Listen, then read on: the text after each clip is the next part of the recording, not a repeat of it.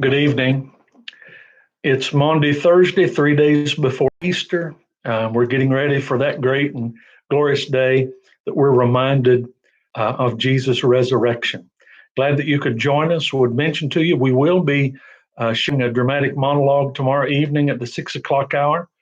We also have everything set. We've had folks working. Buddy and Amanda Robinson are just amazingly creative and helpful. They've been setting up a backdrop for me for tomorrow night.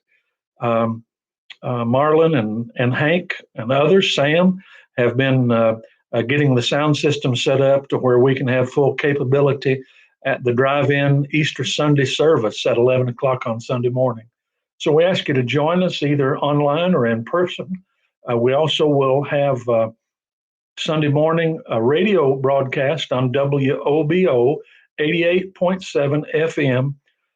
That is at 9 o'clock. It'll be just the sermon, and I'll be at the radio station recording that live. So we're doing our very best to try to get out the glorious good news of the gospel.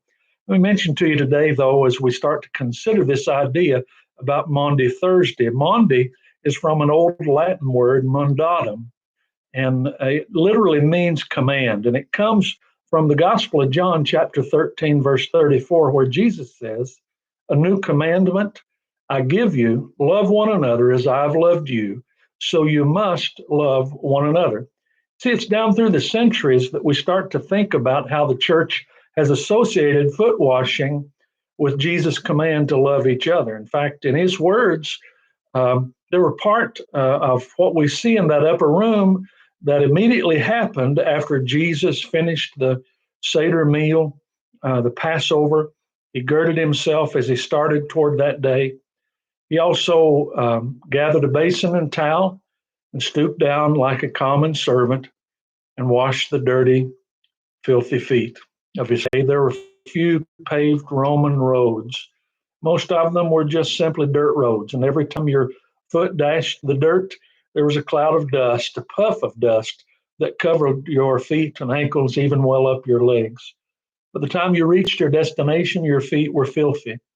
So on arrival, as a gesture of hospitality and kindness, the master of the house, your host, would instruct the lowest of the servants to wash your feet, drying them with a towel.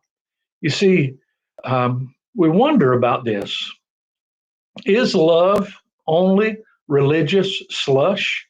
Is it a mere philosophy in the world of sophisticated weapons and space technology and pandering? Or can we learn to love as Jesus commanded us in that upper room before he went to the cross? One thing's for sure, and I want you to hear this. I'm confident it's powerful. Until we learn to love, and I mean really love each other, you can forget about stooping to wash your neighbor's feet. And that can be translated a lot of different ways. It can be doing the laundry of a sick mom, or giving a gift to a family who's lost a husband in a recent accident.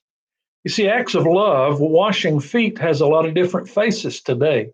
And it'll never take place until you really let God's love people through you.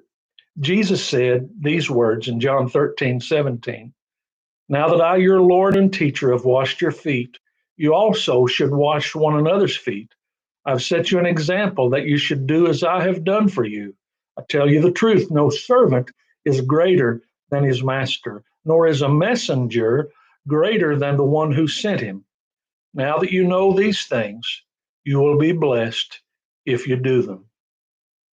Jesus' words are still true. Go and do likewise.